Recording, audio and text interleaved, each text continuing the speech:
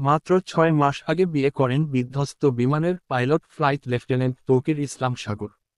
21শে জুলাই সোমবার রাজধানীর উত্তরায় মাইলস্টোন স্কুল অ্যান্ড কলেজে বিধ্বস্ত হওয়া বিমান বাহিনীর প্রশিক্ষণ যুদ্ধ বিমানের পাইলট ছিলেন তিনি। এদিকে তার মৃত্যুতে রাজশাহীর উপশহরের 3 নম্বর সেক্টরের বাসায় চলছে শোকের মাতম। দুপুরে তার বাড়িতে গিয়ে স্বজনদের আহাজারি করতে দেখা যায়। পরে বিকেল 5টার দিকে সাগরের বাবা তুহুল ইসলাম, মা সালেহা খাতুন ও ছোট বোন বৃষ্টিকে বিমান বাহিনীর একটি হেলিকপ্টারে করে ঢাকায় নেওয়া হয়।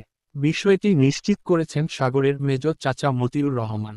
তিনি বলেন, আমরা বিকেল 4:30টার দিকে তৌকিরের মৃত্যুর খবর পেয়েছি। এরপর বিমান বাহিনীর পক্ষ থেকে একটি হেলিকপ্টার পাঠানো হয়। নিহত পাইলটের চাচা মতিউর রহমান জানান, সাগর 6 মাস আগে বিয়ে করেছিলেন। সম্প্রতি তিনি রাজশাহীতেও এসেছিলেন। এর থেকে বড় আপনাকে বলছি, ইন্স্যুরেন্স করলে স্মৃতিতে সুরক্ষা পাবেন নিশ্চিতে। এর থেকে বড় মরদেহ রাজশাহীতে নিয়ে আসার পর পারিবারিকভাবে সিদ্ধান্ত নেওয়া হবে তৌকিরের দাফন রাজশাহীতে হবে নাকি সোনা মসজিদে হবে, এমনটাই জানিয়েছেন নিহতের চাচা। জানা গেছে এটাই ছিল ফ্লাইট লেফটেন্যান্ট তৌকিরের প্রথম solo flight training. Solo flight training হলো একজন পাইলটের ট্রেনিংয়ের সর্বশেষ ধাপ। ফাইটার জেট অপারেট করার জন্য একজন পাইলট যে হাই স্কিল সেটি প্রমাণিত হয় সোলো ফ্লাইটের মাধ্যমে। ট্রেনিং এর এই পর্যায়ে পাইলটকে নেভিগেটর বা কো পাইলট বা কোন প্রকার ইনস্ট্রাক্টর ছাড়াই একাই ফ্লাইট অপারেট করতে হয়। ফ্লাইট লেফটেন্যান্ট তৌকির আজ সেরকমই একটি ট্রেনিং ফ্লাইট অপারেট করছিলেন।